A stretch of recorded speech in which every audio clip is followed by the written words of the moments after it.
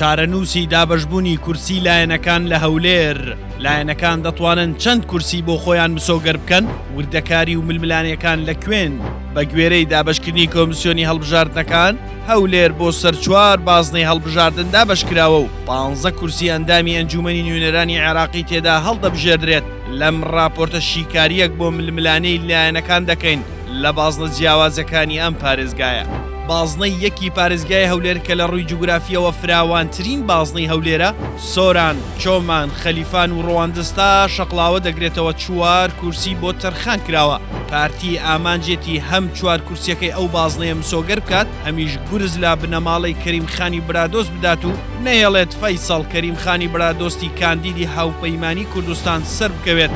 بەڵام بە گوێرەی ڕاپرسێکی ناوخۆیی یەکێتی ناوبراو نەک هەر دەتوانێت کورسێک لەو بازنەیە بباتەوە، بەڵکو دەنگی یەکەمی بازنەکەش دەبێت.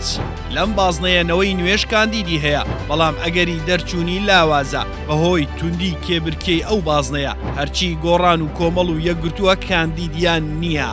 بازنەی دووەمی هەولێر لە ڕووی جوگرافیەوە قەزاکانی دەشتی هەولێر و کۆیە و خەبات دەگرێتەوە. پارتی سەرەتا 3 کاندیدی بربژێر کرد بۆ ئەم بازنەیە، بەڵام دوجار کاندیدە ژنەکەی کێشایەوە، ئەویش بەهۆی ترسی لە دابەشبوونی دەنگەکانی و شکانەوەی بە قازانجی ڕکابەرەکانی، بە تایبەت کە تاکە کاندیدی یەکێتی لەو بازنەیە ژنە کە ئەگەری دەرچوون و بردنەوەی کۆتای ژنی تا ڕادەیەک بۆ یەکێتی یەکلا بووتەوە، چونکە کۆیە دەکەوێتە ئەو سنوورە و زۆرینەی یەکێتیە. بۆیە هەوڵی ئێستای پارتی بۆ ئەوەیە لەو بازنەیە 2 کورسی مسەوگەر بکات. ئەوەی لەو بازنەیە کێبرکەی توندی لەسرە کورسی 4ەمە لە نێوان گۆڕان و نەوەی نوێ. بازنەی سێمی هەولێر کە گەڕەکەکانی ڕۆژئاوای سەنتەری هەولێر دەگرێتەوە، 3 کورسی پەرلەمانی بۆ دانراوە. پارتی بە 2 کاندیدی ژن و پیاوێک کێبرکێ دەکات و دەیەوێت هەردووکیان سەر بخات. بە گوێرەی هەڵبژاردننی پێشوو پارتی دەتوانێت بای 2 کورسی دەنگ لەو بازنەیە بەدەست بهێنێت. کێبرکەی کورسی سێهەم بە پلەی یەکەم لە نێوان یەکێتی و نەوەی نوێیە. ئەگەرچی کۆمەڵ و یەکگرتوش کاندیدیان هەیە، ئەگەر یەکێتی و گۆڕان بتوانن پارێزگاری لە دەنگەکانی هەڵبژاردننی پێشویان بکەن، ئەوە دەتوانن کاندیدی سێم بۆ هاوپەیمانیەتیەکەیان مسەوگەر بکەن.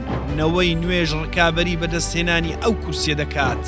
هەرچی بازنەی 4ەمە کە گەڕەکەکانی ڕۆژهەڵاتی هەولێر دەگرێتەوە بە قورسترین بازنەی هەولێرە، بەو پێی هەموو لایەنەکان ڕێخستنی بەهێزیان هەیە و دەیانەوێت کورسی بۆ خۆیان مسۆگەر بکەن.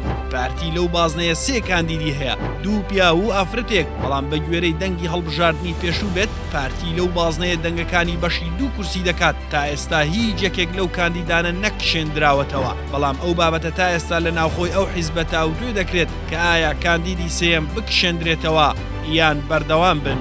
هەرچی یەکێتی نیشتیمانی کوردستانە لەو بازنەیە کە بارەگای مەکتەبی سیاسی و مەڵبەندی سی تێدایە، یەکێتی 1 کاندیدی هەیە، ئەوی ژنە و ئەگەری هەیە بتوانێت کورسی کۆتای ژنان بباتەوە. کۆمەڵی ئیسلامی لە پارێزگای هەولێر قورسایی خۆی داوەتە ئەو بازنەیە. عەبدولستار مەجید بەهێزترین کاندیدی لەو بازنەیە بربژێر کردووە.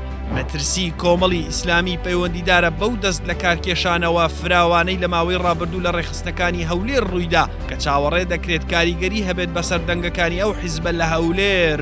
بەڵام سەرەڕای ئەوەش هێشتا دەرفەتی ناوبراو زۆرە. ئەگەرچی دەگوترێت پارتی دەیەوێت عەبدولستار مەجید شکست بخوات، نەوەی نوێ و گۆڕانیش لەو بازنەیە هەر یەکە و کاندیدێکیان هەیە. گۆڕان ئەندامێکی خانەی ڕاپەڕاندن و نەوەی نوێژ هاوسەری ئەندامێکی پەرلەمانی کوردستانی کاندید کردووە. چاوەڕێ دەکرێت کۆمەڵ و نەوەی نوێ و گۆڕان لەسەر کورسی 4ەمی ئەو بازنەیە ململانەی توندی یەکتر